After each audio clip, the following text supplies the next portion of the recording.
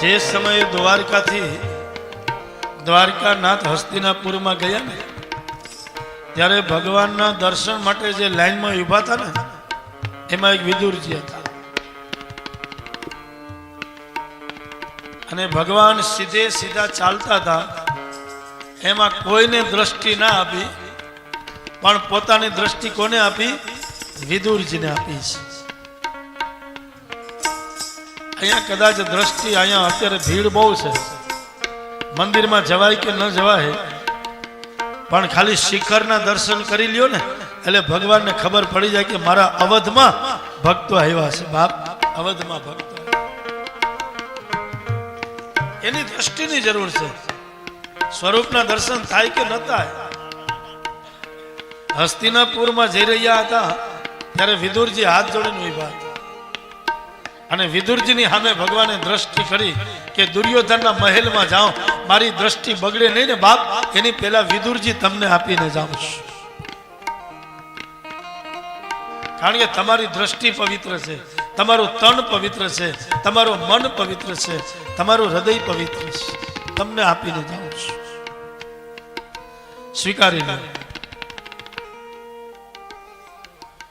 અને ભગવાન દ્વારકાનો નાથ જેની સામે જોઈ એ હૃદય કેટલું રાજી થતું હશે.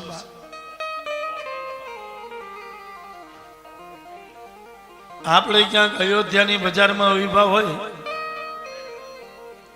અને ભારતના વડાપ્રધાન યશસ્વી નરેન્દ્રભાઈ મોદી ત્યાંથી નીકળે અને અડધો ગાડીનો કાચ ખોલીને ઊંચો હાથ કરે તો એ ભારતના વડાપ્રધાન તો ત્યાંથી નીકળી જાય પણ આપણે હક થાય નહીં.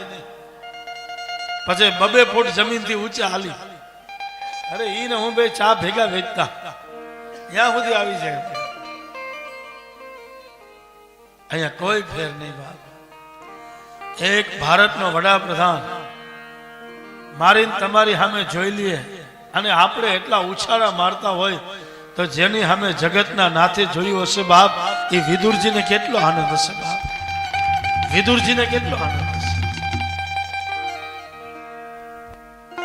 કોઈ પણ સેવા કરતા કરતા, કોઈ પણ પૂજા કરતા કરતા આંખમાંથી આહુડા નીકળે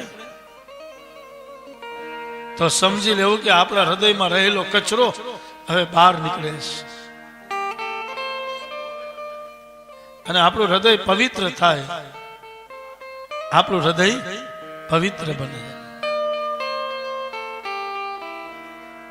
એટલે વિદુરજીના આંગણે જે ભાજી આરોગી એનાથી પ્રભુ રાજી થયા.